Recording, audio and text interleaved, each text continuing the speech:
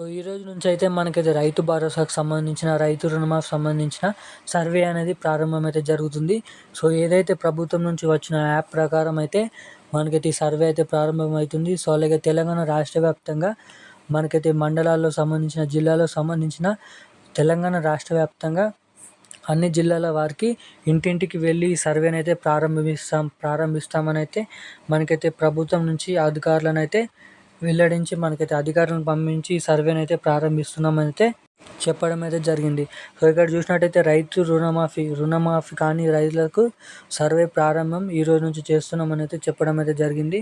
So అలాగే మనకైతే ఈ రోజు నుంచి ఖచ్చితంగానైతే ఎవరికైతే ఇంకా రైతు రుణమాఫీ కాలేదో రుణమాఫీ ఇవాల్టి నుంచి గ్రామాల్లో సర్వే.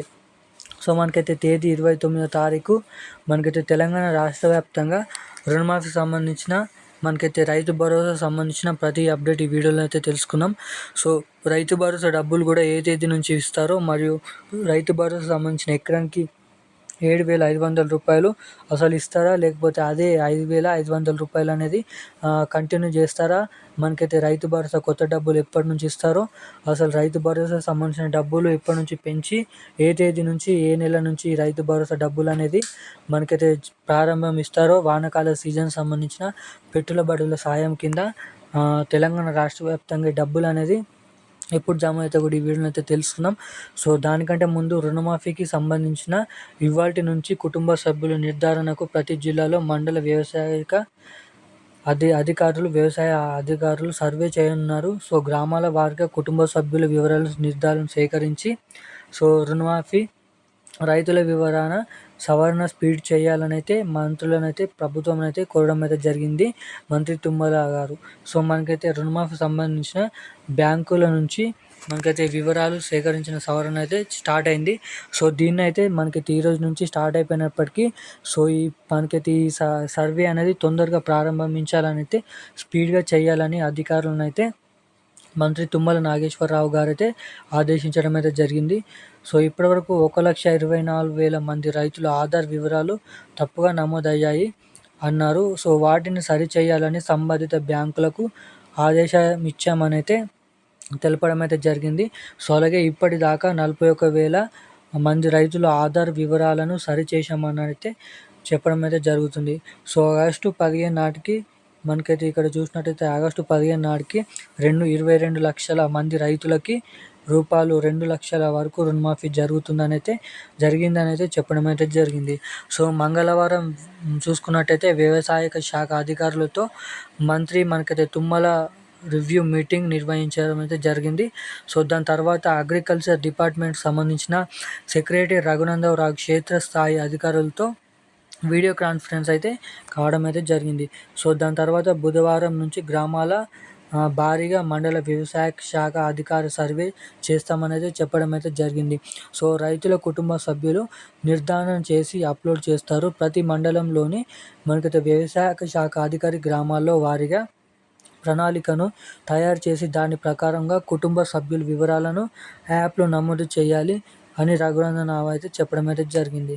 సో ఈ వీడియో కాన్ఫరెన్స్లో అగ్రికల్చర్ డైరెక్టర్ గోపి అధికారులు పాల్గొనడం అయితే జరిగింది.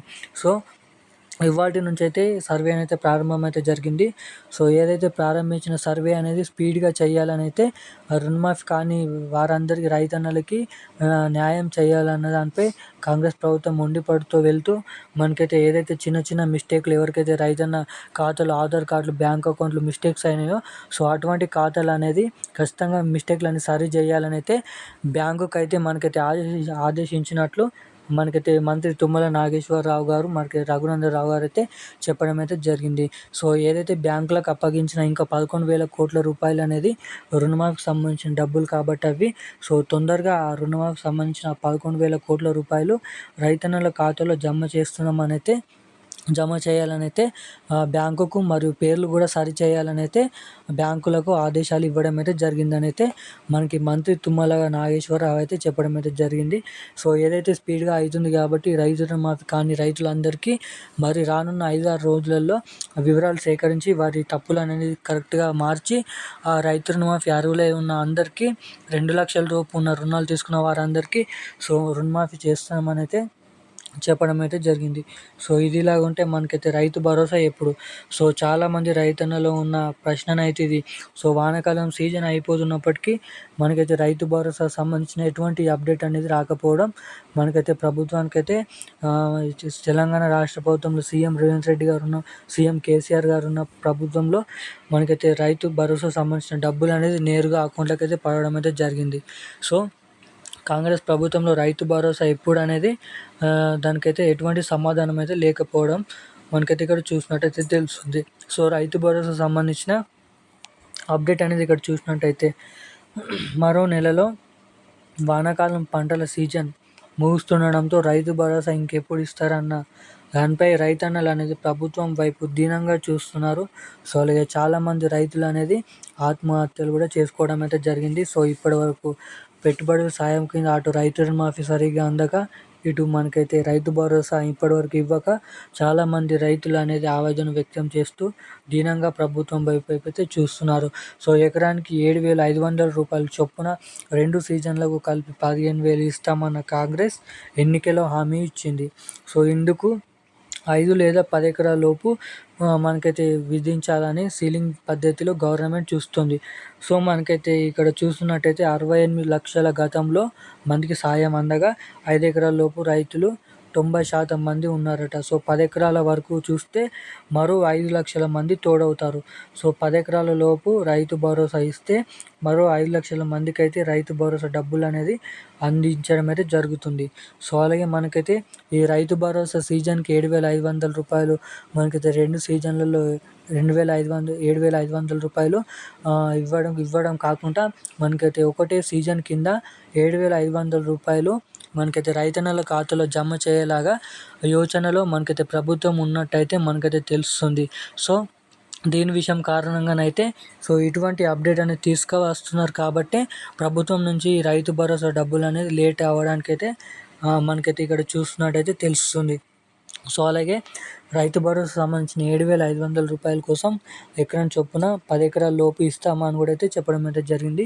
సో ఎవరైతే రైతన్నులు ఉన్నారో 1 నుంచి 1, 2, 3, 4, 5, 6, 7, 8, 9, 10 ఎకరాల వరకు ఈ రైతు భరోసా అందజేస్తామని అయితే చెప్పడం అయితే జరుగుతుందని అయితే ఇక్కడ చూస్తున్నాం.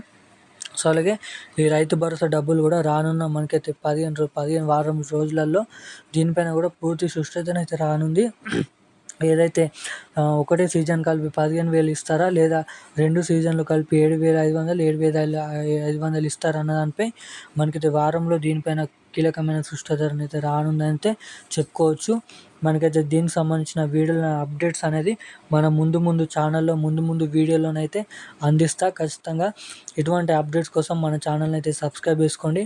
సో అలాగే పక్కన బెల్ ఐకాన్ కూడా ఆన్లో పెట్టుకొని మనకైతే వీడియో నచ్చినట్టయితే మీ ఫ్యామిలీ మెంబర్కి అయితే వీడియో చేసి షేర్ చేయండి. సో అలాగే వీడియోని అయితే లైక్ చేసి సబ్స్క్రైబ్ చేసుకోండి ఛానల్ అయితే. సో ప్రతి అప్డేట్ మిస్ కాకుండా ఉండాలంటే బెల్ ఐకాన్ కూడా ఆన్లో పెట్టుకోండి. సో ఇప్పుడున్న అప్డేట్స్ అయితే ఇది. మరిన్ని అప్డేట్స్ కోసం మన ఛానల్ అయితే సబ్స్క్రైబ్ చేసుకోండి. Thank you guys.